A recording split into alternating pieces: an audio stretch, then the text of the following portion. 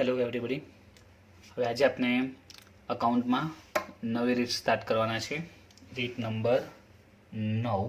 અત્યાર સુધી આપણે 8 રીત જોઈ છે, બરાબર છે. હવે આજે 9મી રીત સ્ટાર્ટ કરવાના છે.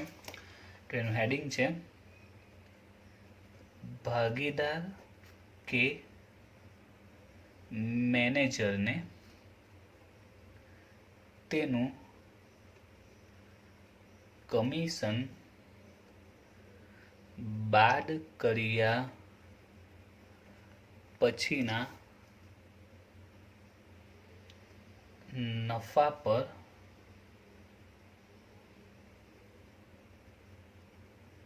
અમુક ટકા લેખે કમિશન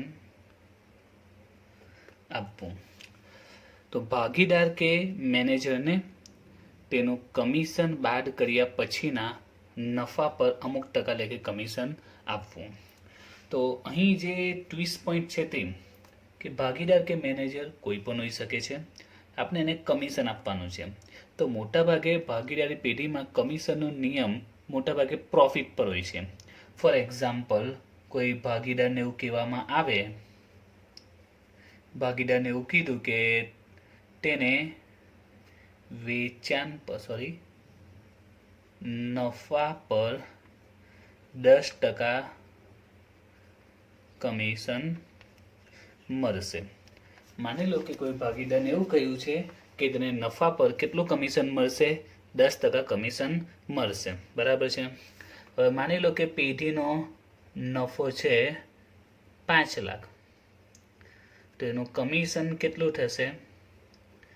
તો એનું કમિશન થશે 5 લાખના 10% પ્રમાણે 50,000.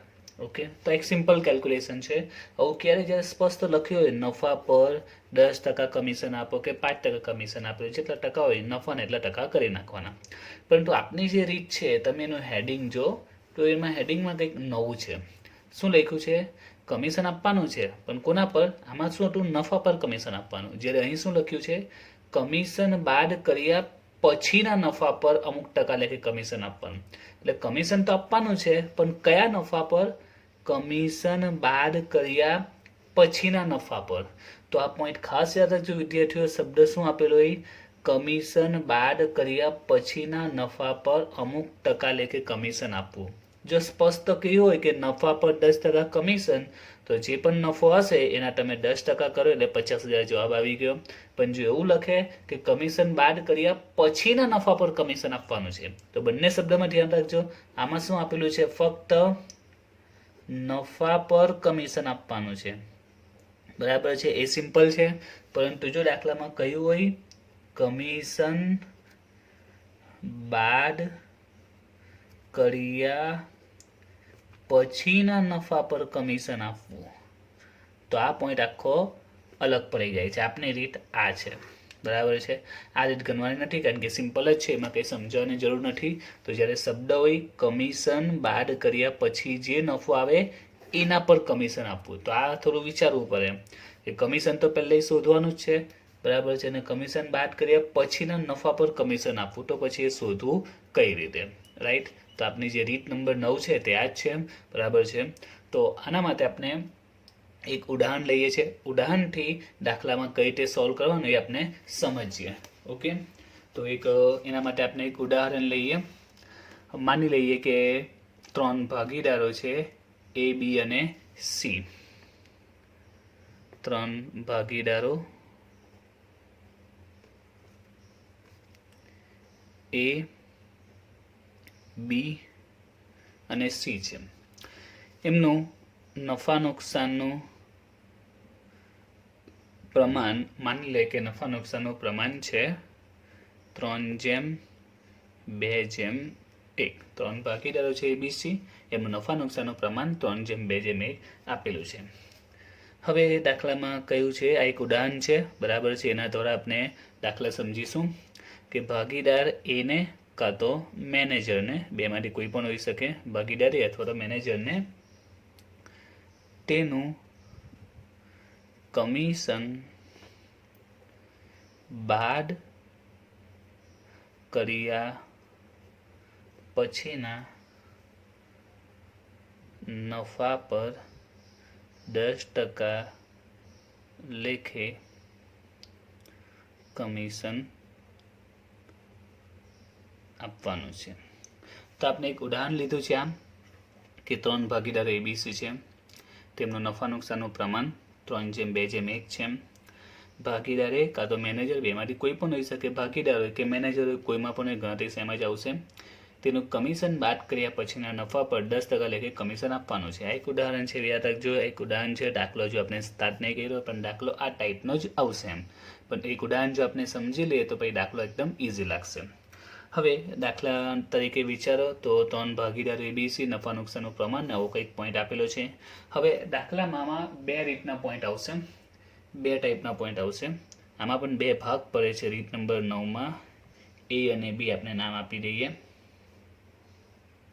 તો આમાં પોઈન્ટ શું હશે તે માની લો કે દાખલા રકમ મળી જશે કે ભાગીદારો એબીસી 3:2:1માં નફો વેચે છે. ભાગીદાર એ કે તો મેનેજરને તેનું કમિશન બાદ કર્યા પછીના નફા પર 10% લેખે કમિશન આપવાનું છે. અને ત્યાર પછી દાખલામાં બીજી માહિતી આપેલી હશે, નફાની માહિતી આપેલી હશે. તો રીત નંબર 9માં પણ 2 ભાગ પડે છે, એ અને બી. કે દાખલામાં આગળ હવે શું આપ્યું હશે તેમ, તો આગળ હવે નફો આપશે. દાખલો જ્યારે આવશે તે આ ટાઈપનો જ હશે. આટલી રકમ પછી આગળ શું આપેલો હશે? નફો આપેલો હશે. તો મેં કીધું તે કે અહીં 2 રીત આવશે, એ અને બી. અહીં નફા 2 પ્રકારના નફા આપી શકે દાખલામાં. ધારો કે પેઢીનો નફો આપેલો હોય, ધારો કે પેઢીનો નફો 2,97,000 છે.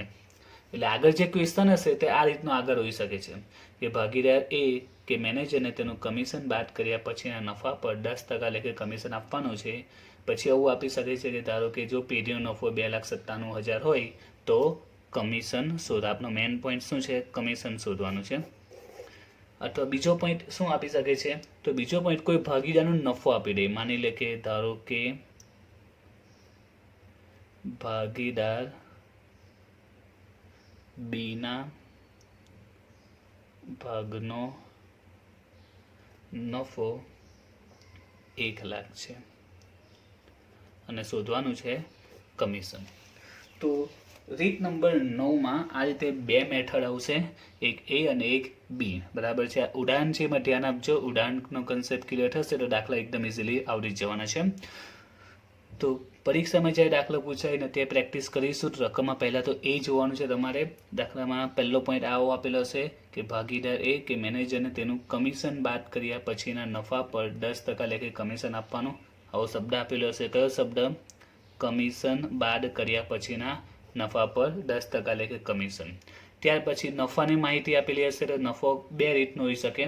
પેઢીનો નફો આપી શકે કાં તો ભાગીદારનો નફો આપે. કોઈ પણ ભાગીદારનો એબીસી કોઈ પણ ભાગીદારનો નફો આપશે કાં તો પેઢીનો નફો આપશે. બેમાંથી એકની માહિતી આપશે અને શોધવાનું શું હશે? કમિશન હશે. ખ્યાલ આવ્યો રકમ? તો રકમ 2 પ્રકારની આવશે. પહેલી રીતનો દાખલો એમાં શું આપેલું હશે? પેઢીનો નફો આપેલો હશે અને કમિશન શોધવાનું હશે. અને બીજો દાખલો એવો હશે જેમાં ભાગીદારના ભાગનો નફો આપેલો હશે અને કમિશન શોધવાનું હશે. ક્લિયર થયું? દાખલો કેવો આવશે તે ફરીથી દાખલાની જો રકમ હું આખી બનાવું, બરાબર, આપણે આને ઇગ્નોર કરીએ તો આખી દાખલાની રકમ આવી આવશે. 3 ભાગીદારો એબીસી 3:2:1માં નફો નુકસાન વેચે છે. ભાગીદાર એ કે મેનેજરને તેનું કમિશન બાદ કર્યા પછી નફા પર 10% લેખે કમિશન આપવાનું છે. જો પેઢીનો નફો 2,97 હોય તો કમિશન શોધો. ખ્યાલ આવ્યો? અથવા રકમ આ સ્વરૂપની હશે કે ભાગીદાર કે મેનેજરને તેનું કમિશન બાદ કર્યા પછી નફા પર 10% લેખે કમિશન આપવાનું છે. જો ભાગીદાર બીના ભાગનો નફો 1 લાખ હોય તો કમિશન શોધો. ક્લિયર થઈ ગયું? કહેવાનો અર્થ શું છે તે કે દાખલામાં નફો 2 પ્રકારનો હોઈ શકે. કાં તો પેઢીનો આપશે કાં તો ભાગીદારનો આપશે. તો બંને સિચ્યુએશનમાં કઈ રીતે ગણતરી કરવાની તે આપણે એક જ દાખલામાં સમજવાનું છે. તો સૌથી પહેલાં વાત કરીએ, જો પેઢીનો નફો આપેલો હોય તો શું કરવાનું? પેઢીનો નફો આપેલો હોય તો તમને એનું કમિશન ડાયરેક્ટ મળી જશે. ડાયરેક્ટ શું શોધી નાખવાનું છે? કમિશન શોધવાનું. કઈ રીતે કમિશન શોધવું તે? તો સિમ્પલ જ છે. કમિશનના તમારે ટકા જોઈ લેવાના. કેટલા ટકા છે? 10% આપેલા છે. બરાબર છે. કેટલા ટકા છે? 10%. તો અહીંયા પદ મૂકવું પડશે. 110 એ 10 તો આપનો નફો છે 2,97,000. 97,000 કેટલા? ફરીથી શું કરવાનું છે તે, જો અહીં 10ને બદલે 8% ઉઠે તો પદ શું મૂકવાનું? 108 પછી જે પણ પેઢીનો નફો આપેલો હોય ત્યારે કેટલા? ક્લિયર થયું? જો અહીં 5% આપેલો હતો, 10ની જગ્યા પર કેટલા ટકા ઉઠે? 5%, તો શું પદ મુકાય? 105 એ 5, તો પેઢીનો નફો જે હશે ત્યારે કેટલા? જો 6% હોય તો 106 એ 6, તો પેઢીનો નફો જે આપેલો ત્યારે કેટલા? ક્લિયર થયું? એકદમ સિમ્પલ સ્ટેપ તમારે યાદ રાખવાનું છે. આપણા દાખલામાં શું છે? 10%, તો શું પદ મુકાશે? 110 એ 10, તો 2,97,000 કેટલા? જો અહીં 9% હોતે તો શું પદ મુકાતે? 109 એ 9, તો 297 એ કેટલા? 15% હોતે તો 115 એ 15, તો 297 એ કેટલા? ક્લિયર થઈ ગયું? તો આમાં સિમ્પલ કમિશન મળી જશે. 110 એ 10, 297 એ કેટલા? તો કેલ્સી પર તમે જે સોલ્વ કરશો તો આવશે 27,000. તો આ શું મળી ગયું? Direct commission. ક્લિયર થઈ ગયું? તો સિમ્પલ જ છે પોઈન્ટ. બસ તમારે યાદ રાખવાનું છે કે જો પેઢીનો નફો આપેલો હોય તો આ રીતે કમિશન મળશે. ક્લિયર થયું? પેઢીનો નફો આપેલો હોય તો કમિશન આ પ્રકારે મળશે. આપણે જે કમિશન શોધવાનું છે તે. ક્લિયર? અને આમાં આપણે નફો બી શોધી નાખીએ કે પેઢીનો હવે એકચ્યુઅલમાં નફો કેટલો કહેવાશે. તો જો એ જરૂર નથી, પણ આપણે એક્સ્ટ્રા ગણતરી પણ કરી નાખીએ કે પેઢીનો નફો 297 હતો, બરાબર છે, અને 27,000 તો એમાંથી કમિશન આપી દેવાનું છે. નફો કેટલો છે? 297, અને 27,000 તો કમિશન. તો ખરેખર જે ભાગીદારોને નફો મળશે તો 297 તો મળશે નહીં, એમાંથી કમિશન એક ખર્ચો આપવો પડશે. એટલે આપણે એને કહી શકીએ કે વહેંચણી પાત્ર નફો, એટલે ભાગીદાર વચ્ચે વહેંચાય તેવો નફો કેટલો કહેવાશે? તો 2,97,000માંથી 27,000 કમિશનને કાઢી નાખીએ. 297માંથી 27,000 કમિશન કાઢી નાખો તો 2,70,000 વહેંચણી પાત્ર નફો કહેવાય. એટલે ત્રણે ભાગીદારના ભાગે આવતો નફો. આપણે મેન ગણતરી તો આ જ છે, પણ સાથે સાથે નફો પણ યાદ રાખવાનો છે કે નફો કેટલો કહેવાશે પેઢીનો? તો એ કહેવાશે 2,70,000. હવે જે ભાગીદારને જે નફો આવશે, એટલે કે ત્રણેય વચ્ચે નફો તો વેચવાનો જ આવશે, તો કઈ રકમ વેચાશે? આ 2,70,000. કારણ કે જ્યારે પેઢીનો નફો આપેલો હોય ત્યારે એવું પણ પૂછે છે કે ભાગીદારને મળતો નફો કેટલો, તેના માટે આ જરૂરી છે. મેઇન પોઈન્ટ આપણે કમિશન યાદ રાખવાનું છે. તો ફરીથી યાદ રાખજો, જો દાખલામાં પેઢીનો નફો આપેલો હોય, કયો નફો આપેલો હોય? પેઢીનો નફો આપેલો હોય 297 છે, તો પહેલાં શું કરવાનું? કમિશન શોધવાનું. કઈ રીતે શોધવાનું? તો સિમ્પલ જ છે. 10% છે તો પદ મૂકી દો, 110 એ 10, 297 એ કેટલા? 5% હોતે તો 105 એ 5, 297 એ કેટલા? એટલે કમિશન મળી જશે. અને ખરેખર જે વેચવા માટે નફો કેટલો બચ્યો? 297 હતો, એમાંથી 27 તો કમિશન ચાલ્યું જશે, એટલે નફો કેટલો મળશે? એટલો ઓછો મળશે. 297માંથી 27,000 કમિશન માઇનસ કરો એટલે નફો વધશે 2,70,000. ઓકે, તો પહેલી પૂરી થઈ. હવે જોઈએ સેકન્ડ, કે જો ભાગીદારના ભાગનો નફો આપેલો હોય તો શું કરવાનું? અહીં પેઢીનો નફો હતો, અહીં કોનો નફો છે? ભાગીદારના ભાગનો નફો. તો જ્યારે ભાગીદારના ભાગનો નફો આપેલો હોય તો સૌથી પહેલાં આપણે પેઢીનો કુલ નફો શોધવો અને ત્યારબાદ કમિશન મળશે. તો આ નિયમ તમારે યાદ રાખવાનો છે. જો ભાગીદારના ભાગનો નફો આપેલો હોય તો તમારે પહેલાં શું કરવાનું છે?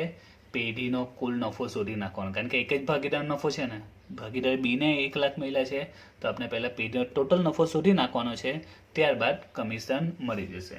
તો જો કઈ રીતે મળશે તે, પેઢીનો કુલ નફો, બરાબર છે. એકચ્યુઅલી કુલ નહીં કહેવાય, વહેંચણી પાત્ર નફો, કે તને ભાગીદારને કેટલો મળ્યો તે એમ. કારણ કે સિમ્પલ છે, ભાગીદાર બીને 1 લાખ મળ્યા છે તો બાકીના ભાગીદારને બી ખબર પડી જાય, કારણ કે નફો વહેંચાઈ ગયો છે. બીને 1 લાખ મળી ગયા છે તો પેઢીને આપણે વહેંચણી પાત્ર નફો શોધી કે ત્રણેયને કેટલા મળ્યા છે તે. બીને 1 લાખ મળ્યા તો બાકીનાને કેટલા. તો જો કઈ રીતે મળશે તે, પેઢીનો વહેંચણી પાત્ર નફો કઈ રીતે મળશે તે. તો આપણે ભાગીદારો છે A, B અને C. નફા નુકસાનનું પ્રમાણ છે 3:2:1. હવે આપણી પાસે નફો આપેલો છે. કોનો નફો આપ્યો છે? બીનો નફો આપેલો છે. કોનો નફો છે? બીનો નફો કેટલો છે? 1 લાખ. બીના ભાગે નફો કેટલો છે? 1 લાખ. તો હવે વિચારો, આપણે પેઢીનો નફો જાણવો છે. તો તો બીના ભાગે નફો 1 લાખ મળી ગયો છે, તો પેઢીનો નફો, પેઢીનો કુલ નફો જાણવો છે. તો જો કઈ રીતે મળે તેમ, તો એના માટે શું કરવાનું, આપણે કુલ ભાગ કેટલો, બીનો હિસ્સો 2 છે, એનો હિસ્સો 3 છે, સીનો હિસ્સો 1 છે, તો પેઢીનો કુલ હિસ્સો કેટલો કહેવાશે, બધાનો સરવાળો 3 ને 2 5 ને 1 6. પેઢીનો કુલ હિસ્સો કેટલો છે, 6 છે. ફરીથી ભાગીદાર બીનો હિસ્સો કેટલો છે, 2. આ ફક્ત કોનો હિસ્સો, બીનો હિસ્સો 2 છે, એનો હિસ્સો કેટલો છે 3 ને સીનો હિસ્સો કેટલો છે 1. જો બધાનો સરવાળો કરીએ 3 ને 2 5 ને 6, તો આ કુલ કોનો મળ્યો, પેઢીનો હિસ્સો મળ્યો. ખબર પડી. ભાગીદાર બીને જો નફામાં 2 ભાગ મળતા હોય છે, 2 હિસ્સો છે, તો એનો કેટલો 3 હિસ્સો છે ને સીનો કેટલો 1 છે, તો આખો પેઢીનો કુલ હિસ્સો કેટલો કહેવાશે, 3 ને 2 5 ને 6 કહેવાશે. હવે આપણે પેઢીનો નફો શોધવાનો છે. આપણે કોનો નફો શોધવાનો છે, પેઢીનો વહેંચણી પાત્ર નફો શોધવાનો છે. તો જો બીનો હિસ્સો 2 છે, 2 નો નફો કેટલો છે, 1 લાખ છે, તો સિમ્પલ છે, આનો હિસ્સો 2 છે ત્યારે નફો 1 લાખ છે, તો પેઢીનો હિસ્સો કેટલો છે, 6 છે, તો ત્યારે નફો કેટલો. ખબર પડી. બીનો હિસ્સો કેટલો છે, 2 છે, અને નફો કેટલો છે, 1 લાખ છે, તો પેઢીનો કુલ હિસ્સો કેટલો છે, 6, તો 6 એ કેટલો નફો આવશે, તો પદ મૂકવાનું છે કે 2 કેટલા છે, 1 લાખ છે, 2 કેટલા છે, 1 લાખ છે, તો પેઢીનો હિસ્સો કેટલો છે, 6, તો 6 એ કેટલા, 2 માં 1 લાખ છે, તો 6 માં કેટલા, તો જવાબ આવશે એનો 3 લાખ. કેલ્સી પર સોલ્વ કરશો તો જવાબ કેટલો આવશે, 3 લાખ. આ શું મળ્યું, પેઢીનો કુલ નફો મળી ગયો, વહેંચણી પાત્ર નફો મળી ગયો, પેઢીનો વહેંચણી પાત્ર નફો આપને મળી ગયો છે. ઓકે, હવે નફો મળી ગયો, હવે શું શોધવાનું છે, કમિશન. તો કમિશન શોધવું એકદમ સિમ્પલ છે. કમિશન ડાયરેક્ટ તમારે શોધી નાખવાનું છે. નફો કેટલો મળ્યો, 3 લાખ મળ્યો, અને કમિશનના ટકા કેટલા આપેલા છે, 10%. સીધા ગુણ્યા 10% કરી નાખો, 3 લાખના 10% 30,000. ઓકે, તો જ્યારે ભાગીદારના ભાગનો નફો આપેલો હોય, અહીંયા ભાગીદાર બીના ભાગનો નફો 1 લાખ આપેલો છે, તો ભાગીદારના ભાગનો નફો હોય તો કરવાનું શું, પેઢીનો વહેંચણી પાત્ર નફો પહેલાં શોધી નાખવાનો અને પછી કમિશન મળશે. પહેલાં શું શોધવું પડશે, ભાગીદાર નફો હોય તો પેઢીનો વહેંચણી પાત્ર નફો શોધી નાખવાનો. તો શોધવું સિમ્પલ જ છે. ત્રણેય ભાગીદારો અને નફા નુકસાનનું પ્રમાણ લખી દીધું છે. એમાં ભાગીદાર બીનો હિસ્સો 2 છે અને એનો નફો 1 લાખ આપેલો છે. બીનો હિસ્સો 2 છે, નફો કેટલો છે, 1 લાખ છે, તો 2 1 લાખ, તો પેઢીનો હિસ્સો કેટલો થાય, 3 ને 2 5 ને 1 6 થાય, તો 2 1 લાખ છે, તો 6 એ કેટલા, 2 1 લાખ છે, તો 6 એ કેટલા, તો ટોટલ 3 લાખ આવ્યો. એ વહેંચણી પાત્ર નફો અથવા એને કુલ નફો પણ કહી શકાય. કુલ નફો લખેલું ખોટું નથી, પણ વહેંચણી પાત્ર એ પરફેક્ટ કહેવાય. અને ત્યારબાદ કમિશન શોધવાનું, તો એ સિમ્પલ જ છે. જે નફો મળે એના સીધા ટકા કરી દેવાના. નફો 3 લાખ છે, એના 10% લખે, સીધા 10% કરી 30,000 મળી જાય. તો દાખલો સિમ્પલ જ છે. બસ તમારે યાદ રાખવું પડશે કે જો પેઢીનો નફો આપેલો હોય તો પદ મૂકવાનું છે આ રીતે, અને કમિશન મળી જશે. અને જો ભાગીદારનો નફો આપેલો હોય તો વહેંચણી પાત્ર પેઢીનો નફો શોધવો પડશે, અને ત્યારબાદ ટકા કરીશું એટલે કમિશન મળી જશે. હવે સ્ટાર્ટ કરીએ આપણે આગળનો દાખલો. દાખલા નંબર 25. સત્યમ, શિવમ અને સુંદરમ એક પેઢીના ભાગીદારો છે. તેમની મૂડીનું પ્રમાણ 5:3:2 છે. ભાગીદાર સત્યમને તેનું કમિશન બાદ કર્યા પછીના નફા પર 10% લેખે કમિશન આપવાનું છે. પેઢીનો નફો 2,53,000 છે. સત્યમને મળતી કુલ રકમ શોધો. એક પોઈન્ટ ખાસ યાદ રાખજો, દાખલામાં આપેલું છે મૂડીનું પ્રમાણ. તો યાદ રાખજો, આખા ભાગ 1 માટે એકાઉન્ટનો ભાગ 1 ભાગીદારો પર જ છે. તો જ્યારે પણ દાખલામાં મૂડીનું પ્રમાણ આપે તો ખાસ યાદ રાખજો, મૂડીનું પ્રમાણ એ મૂડી વહેંચવા માટે હોય.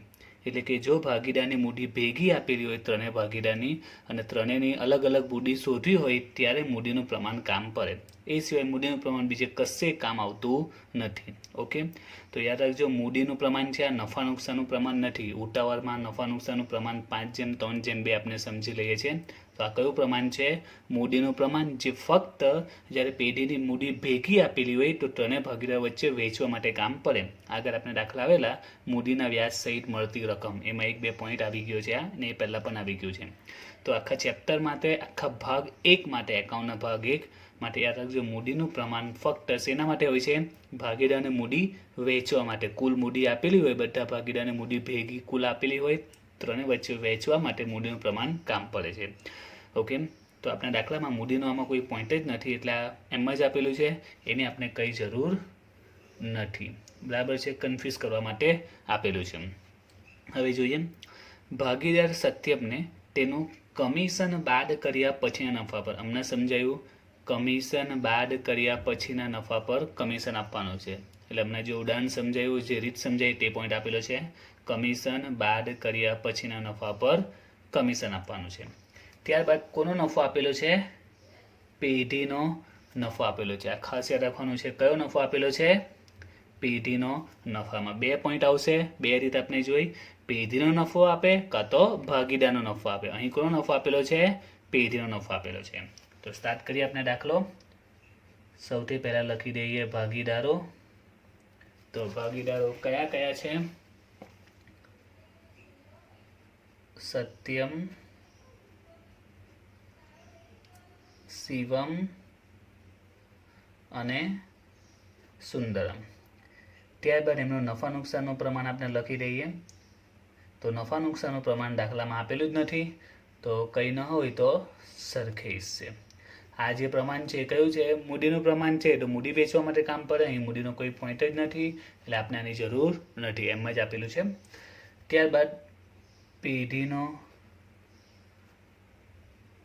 નફો આપેલો છે 2,53,000. ઓકે, અને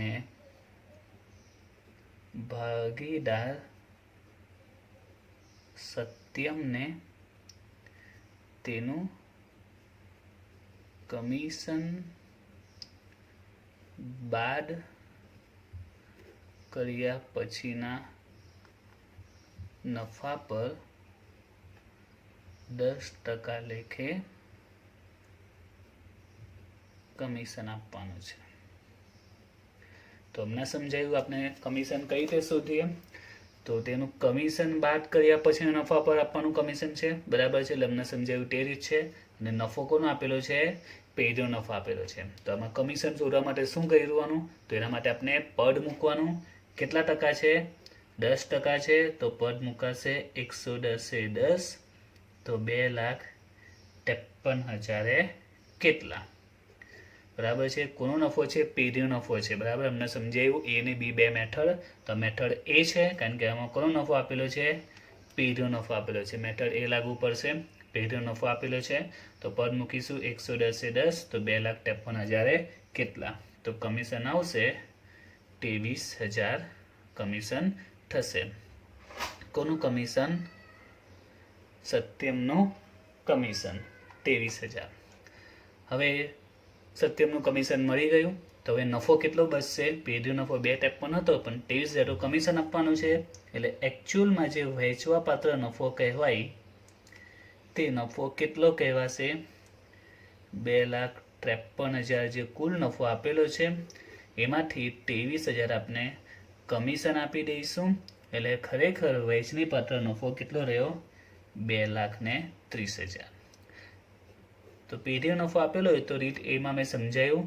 કમિશન તો આપણે મેન શોધવાનું, એની સાથે નફો બી શોધી નાખવાનો. ખરેખર નફો કેટલો બચ્યો બાકીનો, એમ જે આગળની ગણતરીમાં કામ પડતો હોય છે. એટલે કારણ કે આપણો સવાલ શું પૂછેલો તે જો, સત્યમને મળતી કુલ રકમ શોધો.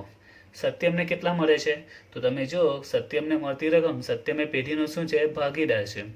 અને ભાગીદારને દર વર્ષે પેઢીમાંથી નફો તો મળે જ. સત્યમને મળતી રકમ એટલે મળતી રકમમાં કોણ આવશે? એનો નફો આવશે. એટલે આપણે એનો નફો શોધવો જોઈએ. તો વહેંચણી પાત્ર નફો કેટલો છે? 2,30,000. આપણે ફક્ત સત્યમનું પૂછેલું છે કે સત્યમને મળતી કુલ રકમ. તો સત્યમને મળતી રકમ, સત્યમ પેઢીનો ભાગીદાર છે. બરાબર છે. સત્યમ, શિવમ, સુંદરમ અને ભાગીદારને દર વર્ષે શું મળે? ધંધામાં નફો તો મળશે જ. તો આપણે નફો શોધી કરીએ. સત્યમના ભાગનો નફો. તો નફો કેટલો છે આપણી પાસે? 2,30,000. એમાં સત્યમના ભાગનો નફો કેટલો આવશે? તો નફા નુકસાનનું પ્રમાણ કઈ આપ્યું નથી દાખલામાં, કઈ નહીં આપે તો સરખેજ છે. 1/1 ગુણ્યા 1/3. તો જવાબ આવશે પોઈન્ટમાં આવે છે, તો આપણે રાઉન્ડ ઓફ લખી દેવાનું 76,667. તો સવાલ હતો સત્યમને મળતી કુલ રકમ.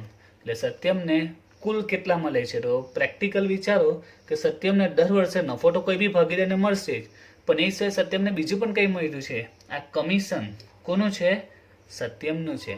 આપનો સવાલ છે સત્યમને મળતી કુલ રકમ, તો સત્યમને કુલ કેટલા મળ્યા? તો સત્યમને એક નફો તો મળવાનો છે, એક ભાગીદાર તરીકે બધાને નફો તો મળશે જ, પણ સત્યમને એક્સ્ટ્રા બીજું શું મળ્યું છે? કમિશન પણ મળ્યું છે. એટલે બીજું આમાં ઉમેરાશે એનું કમિશન. તો કેટલું મળ્યું છે કમિશન? 23,000. તો કેમ ઉમેર્યું? કારણ શું છે? કારણ કે વિચારો તમે સત્યમ તરીકે પેઢીમાં જોડાયા હો, બરાબર છે, તમને દર વર્ષે નફો તો મળે જ છે. માની લો કે તમને નફો મળ્યો 50,000 પ્લસ તમને કોઈ કારણસર 10,000 કમિશન બી મળ્યું છે, તો તમને કુલ કેટલા મળ્યા? તો કુલ 60,000 મળ્યા કહેવાય ને. આ નફાના મળ્યા દર વર્ષની જેમ, અને આ કમિશનના મળ્યા, એટલે ટોટલ તમને કેટલા મળ્યા? કુલ તમને મળે છે 60,000. એના માટે જ નફા અને કમિશનનો સરવાળો કરવાનો. તો નફો 76,667 એના ભાગે આવે છે, પ્લસ એને કમિશન મળે છે 23,000, એટલે ટોટલ એને કેટલા મળ્યા? 99,667. કુલ આટલી રકમ એને મળે છે. ઓકે, હવે જોઈએ આગળનો દાખલા નંબર 26. હેમંત, મનોજ અને રસિક 4:3:5 પ્રમાણમાં નફો નુકસાન વહેંચતા ભાગીદારો છે. મેનેજર રાકેશને તેનું કમિશન બાદ કર્યા પછી વધતા નફા પર 10% લેખે કમિશન આપવાનું છે. રસિકને 36,000 નફો મળે છે. મેનેજર રાકેશના કમિશનની ગણતરી કરો. તો અહીં આપણે જે માહિતી આપેલી તે પહેલાં લખી દઈએ. તો ભાગીદારો કયા કયા છે? હેમંત, મનોજ અને રસિક. હેમંત, મનોજ અને રસિક, અને એ લોકોનું નફા નુકસાનનું પ્રમાણ આપેલું છે 4:3:5. મેનેજર રાકેશને તેનું કમિશન બાદ કર્યા પછીના વધતા નફા પર 10% લેખે કમિશન આપવાનું છે. પોઈન્ટ આપ્યો છે કમિશન બાદ કર્યા પછીના નફા પર, એટલે આપણે આ રીતનો દાખલો થયો. ત્યારબાદ આપ્યું છે રસિકને 36,000 નફો મળે છે. કયો નફો આપ્યો છે? રસિકનો. રસિક કોણ છે? ભાગીદાર છે. રસિકને 36,000 નફો મળે છે, બરાબર છે. રસિકને 36,000 નફો મળે છે. તો હવે આ દાખલો કઈ રીતને થયો? રીત નંબર બી, બીજી રીતનો થયો, કારણ કે આમાં કયો નફો આપેલો છે? રસિકનો. રસિક કોણ છે? ભાગીદાર છે, બરાબર. તો આપણે બે મેથડ હતી. પહેલી મેથડમાં કોનો નફો આપી દઈ? પેઢીનો નફો આપી દઈ, જે રીત નંબર એ હતી. અને બીમાં કોનો નફો આપી દઈ? ભાગીદારનો નફો આપી દઈ, બરાબર છે. તો અહીં કોનો નફો આપેલો છે? ભાગીદાર બીનો નફો આપેલો છે. તો પહેલા ઉદાહરણમાં આપણે બંને રીત સમજાવી. પહેલો દાખલો આજે જોયો તો રીત નંબર એ નો હતો, હવે છે તે આ બીનો, કે ભાગીદારનો નફો આપેલો છે. તો જ્યારે ભાગીદારનો નફો આપે તો ત્યારે આપણે સૌથી પહેલાં શું શોધવાનું? તો યાદ રાખજો, સમજાયું તે રીતે. ભાગીદારનો નફો આપે તો સૌથી પહેલાં આપણે પેઢીનો કુલ વહેંચણી પાત્ર નફો શોધી નાખવાનો. તો શોધવું સિમ્પલ જ છે. કઈ રીતે શોધાશે તે? તો એના માટે પહેલાં બધા ભાગીદારો લખી દઈએ. ભાગીદારો છે હેમંત, મનોજ અને રસિક. તેમનું નફા નુકસાનનું પ્રમાણ આપેલું છે 4:3:5. અને કોના ભાગનો નફો આપણી પાસે છે? તો આપણી પાસે રસિકનો નફો છે. કેટલો છે? 36,000. કે રસિકને કેટલો નફો મળે છે? 36,000 નફો મળે છે. આપણે કયો નફો શોધવાનો છે? વહેંચણી પાત્ર નફો. એ કોનો? પેઢીનો, બરાબર. પેઢીનો વહેંચણી પાત્ર નફો શોધવાનો છે. તો પેઢીનો કુલ ભાગ કેટલો થાય એ આપણે વિચારવાનો છે. જો રસિકનો ભાગ કેટલો છે? 5, મનોજનો છે 3 અને હેમંતનો છે 4. આ ત્રણે ભાગીદારનો છે. આ બધાનો જો આપણે સરવાળો કરીએ, 4 ને 3 7, 7 ને 5 12, તો આ જે 12 ભાગ કહેવાય એ બધા ભાગ કોનો કહેવાય? આખી પેઢીનો કહેવાય. રસિકનો 5 છે, મનોજનો 3 છે, હેમંતનો 4 છે. બધાનો આપણે સરવાળો કરીએ, 4 ને 3 7 ને 5 12. આ 12 હિસ્સો કોનો કહેવાય? આખી પેઢીનો, સમગ્ર પેઢીનો હિસ્સો છે. હવે રસિકનો હિસ્સો કેટલો છે? 5, અને એને નફો કેટલો મળે છે? 36,000. 5 કેટલા મળે છે? 36,000. તો પેઢીનો હિસ્સો કેટલો છે? 12. તો 12 કેટલા? એટલે આપણે પદ મૂકી શકીએ કે 5 36,000, તો 12 કેટલા? તો 5 છે 36,000, તો બારે કેટલા? તો આવશે 86,400. આ શું મળ્યો? વહેંચણી પાત્ર નફો. બરાબર છે, પેઢીનો નફો મળી ગયો, વહેંચણી પાત્ર નફો. હવે આપણે જે શોધવાનું છે, શું શોધવાનું છે? રાકેશનું કમિશન. તો ડાયરેક્ટ જ કમિશન મળી જશે અહીં. રાકેશનું કમિશન બરાબર આ જે નફો મળ્યો છે 86,400, એને સીધા આપણે શું કરવાના? કેટલા ટકા છે? 10% આપેલું છે, તો એને આપણે 10% કરીએ એટલે રાકેશનું કમિશન આવશે 8,640. ઓકે, તો દાખલા એકદમ સિમ્પલ જ છે. બસ તમારે રીત યાદ રાખવાની છે કે જ્યારે દાખલામાં કહ્યું હોય કે પેઢીના કે મેનેજરના કમિશન બાદ કર્યા પછી નફા પર કમિશન આપવાનું છે, તો તમારે રીત 2 છે, એમાં એ અને બી પેઢીનો નફો આપે અને ભાગીદાર નફો આપે. તો તે આપણે પહેલો દાખલો જોયો, દાખલા નંબર 25, જેમાં પેઢીનો નફો આપેલો હતો, તો એના પરથી કમિશન શોધ્યું, અને ભાગીદાર નફો આપે તો એના પરથી પહેલા વહેંચણી પર નફો શોધવાનો, ત્યારબાદ આપણે કમિશન મળી જશે. તો આ સાથે આ રીત પૂરી થાય છે.